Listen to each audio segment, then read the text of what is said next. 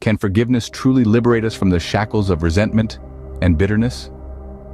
Amidst the quiet embrace of solitude, we often discover ourselves nurturing wounds both fresh and ancient. Some are self-inflicted, while others are thrust upon us by fellow beings, each navigating their own turbulent journey.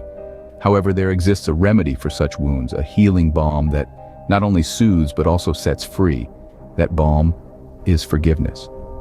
Forgiveness is the master key that unlocks the heavy chains of bitterness and resentment. It is the dawn that disperses the enduring night of hostility. As the esteemed poet and dramatist William Shakespeare so eloquently penned, "The quality of mercy is not strained. It droppeth as the gentle rain from heaven upon the place beneath. It is twice blessed. It blesseth him that gives and him that takes." A dawn that scatters the long night of enmity. Forgiveness is indeed that dawn. Picture a man, burdened with a heavy stone named grudge. This stone, a symbol of his anger and resentment, was a weight he carried every day. It seemed to grow heavier with each passing moment, pushing him down, forcing his eyes to the ground, blinding him to the joy and beauty that life has to offer. One day during his journey of hardship, he encountered a wise woman. She observed his struggle and asked, "Why do you carry such a heavy stone?" He replied, "This stone is my anger, my refusal to forgive those who have wronged me." With a knowing nod, the woman gently advised, "Release the stone, forgive, and you shall walk upright, your eyes meeting the stars, your heart lighter than a feather." The man heeded her advice.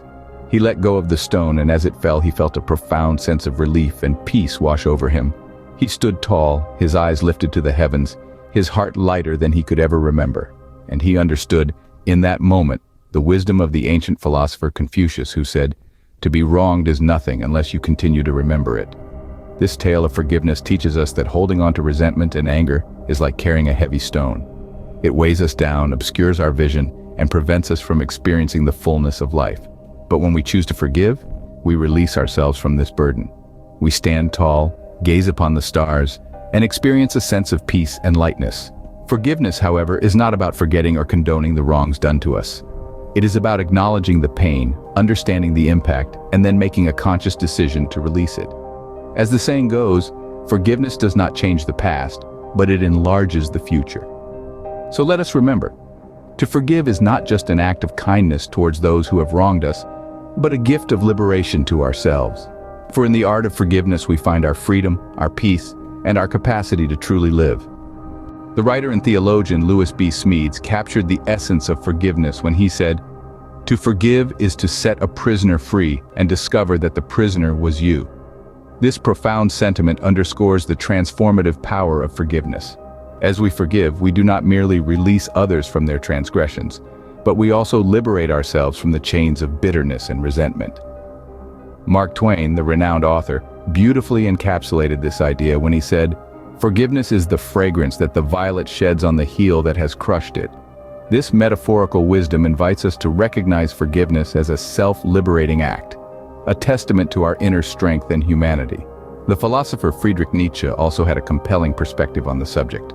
He said, "The snake which cannot cast its skin has to die, as well the minds which are prevented from changing their opinions. They cease to be mind." In the context of forgiveness, this means that holding on to past grievances stifles our growth and evolution. As we allow ourselves to shed the skin of past grievances, we are reborn into a world where love and compassion reign supreme. Forgiveness, as Dr. Martin Luther King Jr. so eloquently put it, is not an occasional act. It is a constant attitude. The concept of forgiveness as a constant attitude presents an empowering perspective. It's not about waiting for a hurtful event to practice forgiveness, but rather making it a part of your everyday life. Just as we breathe without conscious thought, so too should forgiveness become an automatic response. It's in the small slights from a friend, the harsh words from a coworker, or even the impatience we feel towards ourselves. Each moment offers an opportunity to choose forgiveness over resentment, understanding over anger. We encourage you all to strive towards embodying this attitude. Make it your shield against the arrows of negativity, your compass guiding you towards peace and harmony. This constant attitude of forgiveness is a testament to your inner strength and humanity. For in the art of forgiveness lies our own salvation, the lifting of burdens off our shoulders and the sweet liberty of a soul unchained. Go forth with forgiving hearts, and watch as the world transforms before your very eyes.